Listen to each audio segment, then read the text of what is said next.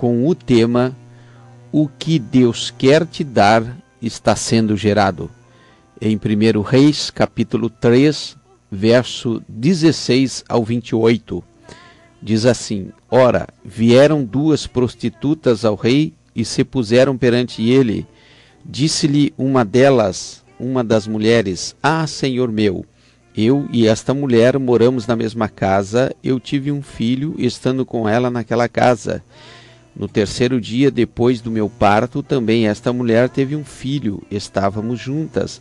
Nenhuma pessoa estranha estava conosco na casa, somente nós 2 estávamos ali. De noite morreu o filho desta mulher, porque se deitou sobre ele. Assim ela se levantou no meio da noite e, enquanto dormia tua serva, tirou do meu lado o meu filho e deitou-o no seu seio. E o seu filho morto deitou no meu seio. Levantando-me pela manhã para dar de mamar ao meu filho, vi que estava morto, mas, atentando eu para ele à luz do dia, percebi que não era o filho que eu dera à luz. Então disse a outra mulher: Não, mas o vivo é meu filho, o teu é o morto. Porém esta disse: Não, o morto é teu filho, o meu é o vivo. Assim falaram perante o rei. Disse o rei: Esta diz: Este que vive é meu filho, o teu filho morto. E esta outra diz: Não, o morto, o teu filho, o meu filho vivo. Então disse o rei: Trazei-me uma espada. E trouxeram uma espada diante dele. Ordenou o rei: Dividi em 2 partes o menino vivo, e dai metade a uma e metade a outra. Mas a mulher cujo filho era vivo disse ao rei, pois as suas entranhas se lhes enterneceram por seu filho: Ah, senhor meu, dá-lhe o menino vivo, e de modo nenhum o mateis. A outra, porém, dizia: Nem meu, nem teu, seja dividido. Então respondeu o rei: Dai à primeira o menino vivo, de modo nenhum o mateis. Esta é a sua mãe. Quando todo o Israel ouviu a sentença que o rei proferira, temeu ao rei, porque viu que havia nele a sabedoria de Deus para fazer justiça. Glória a Deus. Essa é uma palavra bem conhecida dos irmãos. E segundo o tema de hoje, o que Deus quer te dar está sendo gerado. A história nos conta, no capítulo 3 de 1 Reis, que Salomão pede sabedoria. E nós entendemos aqui que quando pedimos alguma coisa para Deus, Ele sempre nos coloca um desafio, para que quando a gente receba alguma coisa de Deus, a gente saiba valorizar aquilo que Deus dá, porque Deus não dá nada facilmente. Ele faz com que nós venhamos a valorizar o seu presente, valorizar o seu dom, valorizar aquilo que Ele nos dá ou nos empresta para a sua glória. E aqui nós vimos aquela história de 2 mulheres, que as 2 numa mesma tenda, numa mesma casa, ambas, cada um teve seu filho, um dos filhos morreu, e a questão era de quem era o filho vivo, como nós lemos aqui. E começando a partir do versículo 16 até o 28, fala de 2 mulheres que geraram. Nessa oportunidade eu quero te dizer que Deus está gerando algo na tua vida. E quando nós falamos em gerar alguma coisa, nós nos reportamos à figura da mulher que gera um filho no seu ventre. Nós entendemos que a mulher, ela não percebe o exato momento em que ficou grávida, em que concebeu. Ela não percebe, ela vai perceber que está grávida ao passar de 1 mês e meio, 2 meses, quando ela passa a sentir os sintomas da gravidez. E o primeiro sintomas é enjoo, é desconforto, e ela vai passando aqueles meses, e à medida que passam os meses, de uma maneira gradual, vai se agravando o estado físico de uma mulher.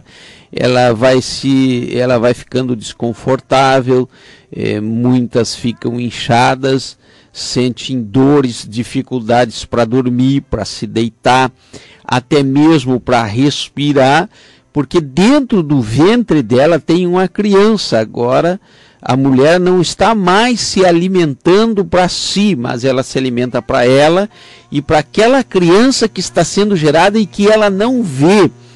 Tudo isso acontece quando Deus está gerando alguma coisa para nós. Muitas vezes é desconforto, dói, traz rejeição, aleluia. E a gestação de uma grávida não é algo muito fácil que se possa dizer não. É preciso cuidados, é preciso repouso, porque está sendo gerada ali da semente, aleluia, uma criança que virá à luz quando se completar os seus meses de gestação. E antes dela dar à luz, começam então as dores do parto. Começa então o sofrimento com dor. E a cada momento que passa, menos tempo as dores vão se aumentando, e até que então nasce a criança e aquela mulher se esquece de todo o sofrimento que ela passou para gerar uma criança. Essa, para você entender, essa é a gestação de uma criança no ventre de uma mulher. E quando Deus começa a gerar alguma coisa em nosso favor, para nos dar em favor de uma promessa, aquilo que Ele nos falou, nos prometeu, não é fácil, porque quando está sendo gerada a bênção, nós temos que então dar valor àquilo que está sendo gerado. E no versículo 16 diz que eram duas prostitutas que estavam gerando. E o que nós entendemos aqui? Que até mesmo aquelas pessoas que não merecem geram. Até mesmo aquelas pessoas que não têm nenhum valor, elas são capazes de gerar frutos. Aleluia. E no versículo 17, elas estão dizendo que geraram ali, cada uma, a sua criança, 9 meses depois, e nasceu. Uma com diferença de 3 dias da outra, como diz o texto bíblico. E diz a Bíblia no versículo 18 que juntas receberam a promessa, juntas receberam a dádiva da gestação de gerar. E no versículo 19, de noite, diz a Bíblia, morreu o filho desta mulher, porque se deitou sobre ela. No versículo 19, uma das mulheres negligenciou, quando deveria estar cuidando, não vigiou.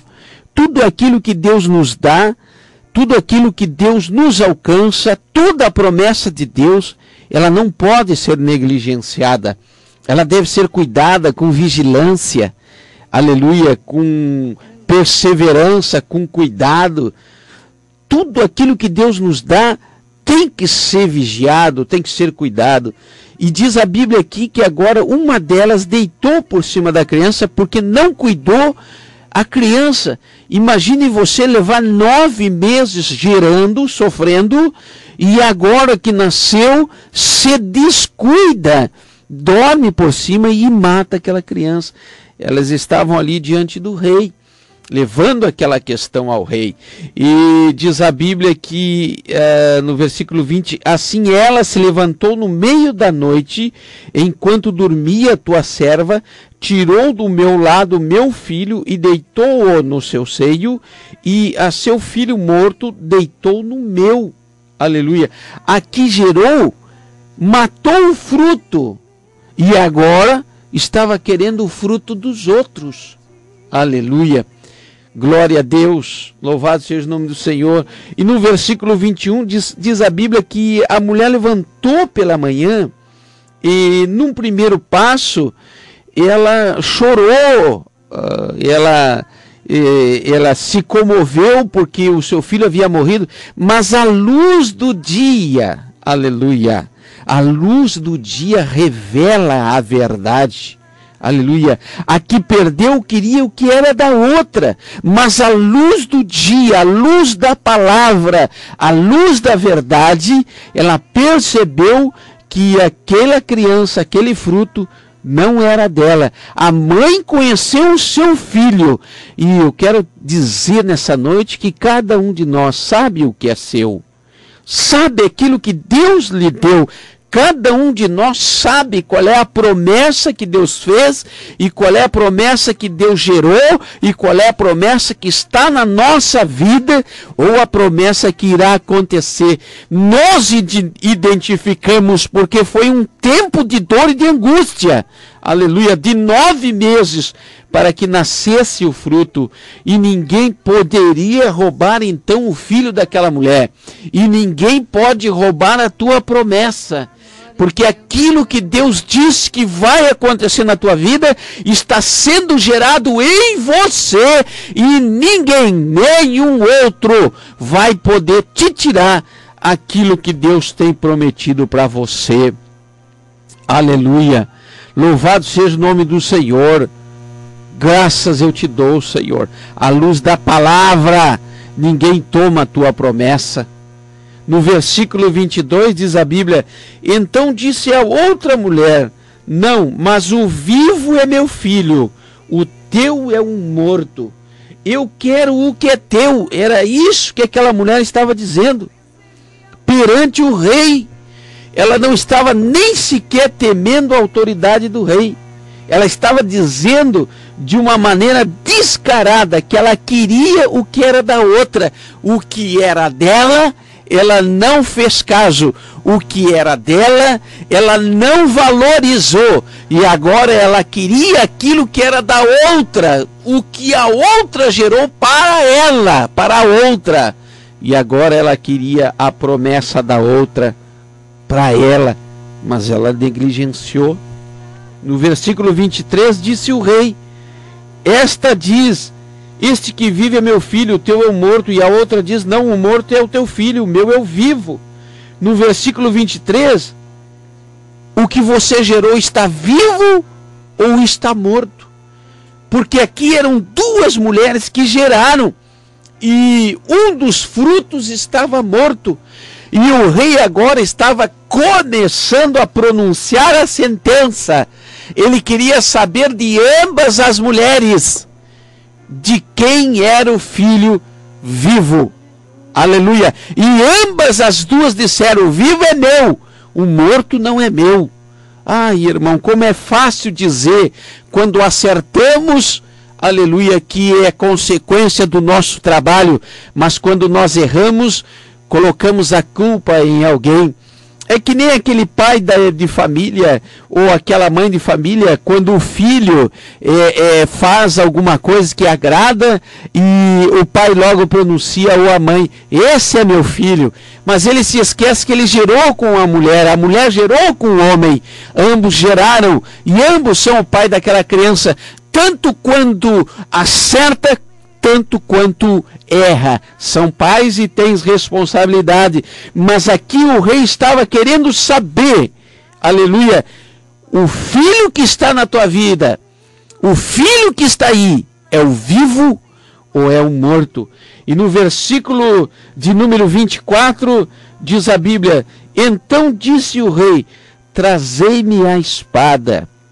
Oh, aleluia, que palavra forte essa, dita pelo rei Salomão: trazei-me a espada. E nós sabemos que a espada do Espírito é a palavra do Senhor. É a palavra do Senhor que, desembainhada, traz à luz a verdade.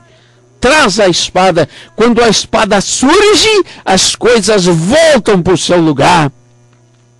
Quando a espada aparece, as coisas se reorganizam, se ajustam, se encaminham para um resultado feliz e positivo. Louvado seja o nome do Senhor. Lá em 1 Coríntios, capítulo 13, verso 8, diz a Bíblia: ninguém pode com a verdade a não ser com a verdade. Ou então, ninguém pode com a palavra a não ser pela própria palavra. E a palavra é o termômetro de todas e qualquer situação que possa estar nos cercando.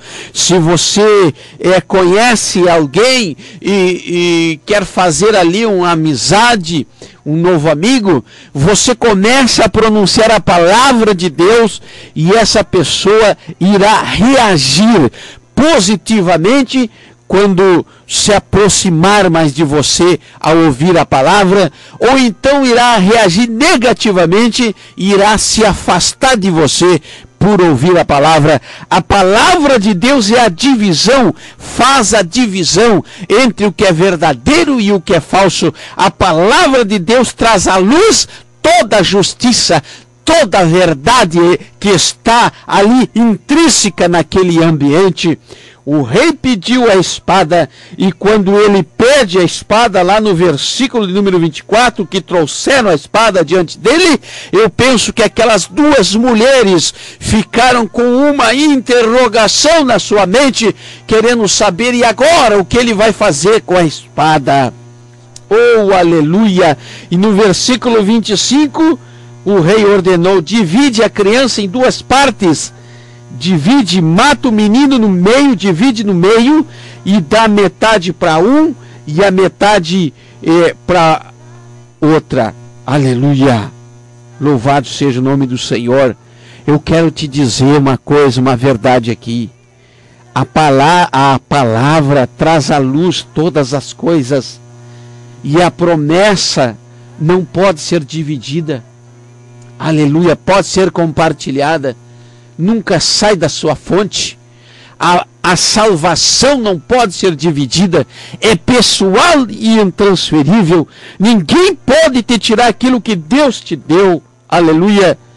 Louvado seja o nome do Senhor. O que Deus dá não pode ser dividido, porque a glória é dele. Aleluia! Valorize aquilo que Deus te deu. Valorize. Dê valor àquilo que Deus já te alcançou.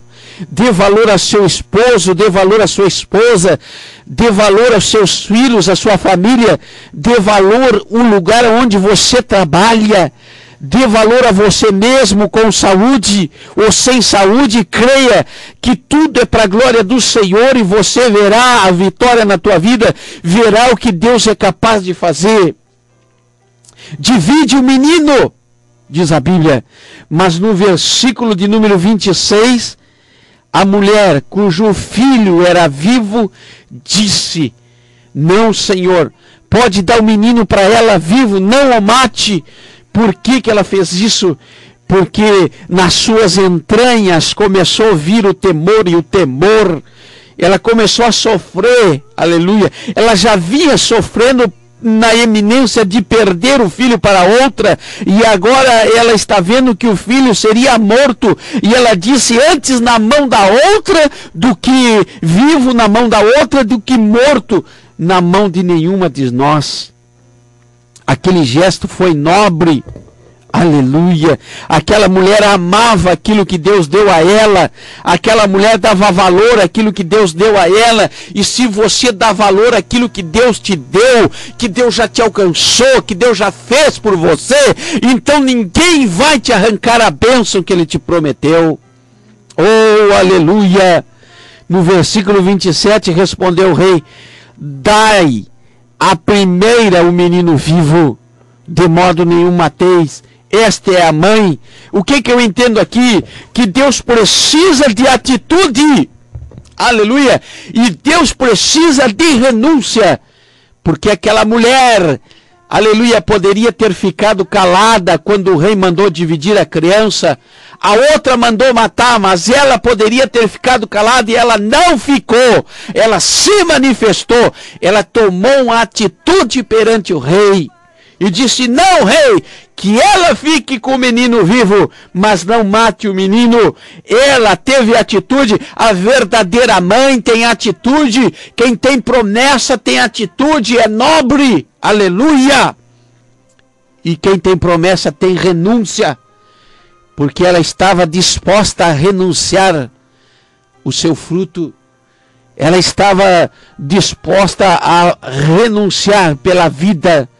Ela estava disposta a renunciar para que o menino ficasse vivo, a ausência do menino. Aleluia! E quem sabe Deus não está pedindo para nós uma renúncia do sono, uma renúncia da comodidade, uma renúncia, aleluia, da sua vida de conforto para servir ao Senhor. Aquela mulher tinha atitude e ela tinha renúncia. Louvado seja o nome do Senhor, Criador dos céus e da terra. E foi por sua atitude, por sua renúncia, que ela alcançou a vitória que estava ali, diante dos seus olhos, prestes a ser retirada, a ser morta. Mas Deus não deixou. Aleluia. Porque ela agiu correto. Veio a sentença do rei, segundo a atitude, dá para ela, essa que não quer que a promessa morra, dá para ela, essa que não quer ver o mal do menino, o mal do fruto, dá para ela, porque é dela a criança. E no versículo 28, quando todo Israel ouviu a sentença do rei, eu quero te dizer que a justiça vem em tua defesa.